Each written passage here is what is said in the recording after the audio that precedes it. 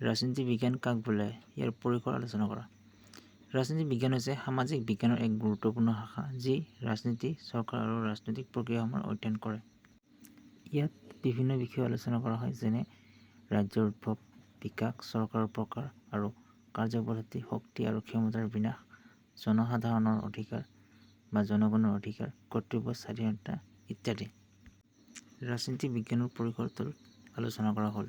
ৰাজনীতি তত্ত্ব, ৰাজনৈতিক চিন্তা আৰু দাৰ্শনিকৰ মতামতৰ অধ্যয়ন, ৰাজনৈতিক সংস্থা, চৰকাৰ, সংগঠন, ন্যায়পালিকা আদিৰ গঠন আৰু কাম-কাজৰ অধ্যয়ন।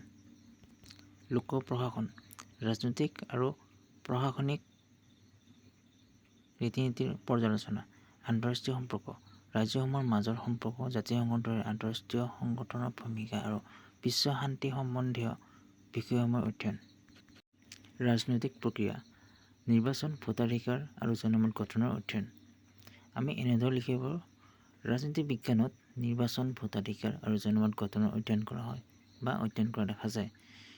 লোকনীতি, নীতি নিৰ্মাণ, বাস্তৱায়ন আৰু ইয়াৰ সমাজত প্ৰভাৱৰ অধ্যয়ন।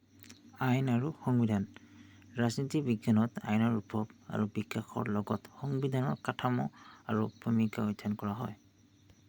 মানৱ অধিকাৰ আৰু নৈতিকতা, ৰাজনীতি বিজ্ঞানত বিভিন্ন অধিকাৰ আৰু নৈতিকতাৰ প্ৰসংগৰ ওপৰত অধ্যয়ন কৰা হয়।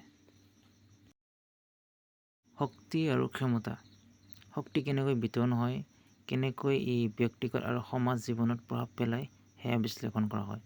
ৰাজনৈতিক মতাদৰ্শ, গণতন্ত্ৰ, সাম্যবাদ, সমাজবাদ, ধৰ্মনিৰপেক্ষতা আদি মতাদৰ্শৰ ওপৰত আলোচনা কৰা হয়। ৰাজনীতি বিজ্ঞানত গণতন্ত্ৰ, সাম্যবাদ, সমাজবাদ, ধৰ্মনিৰপেক্ষতা আদি মতাদৰ্শৰ ওপৰত আলোচনা কৰা হয়।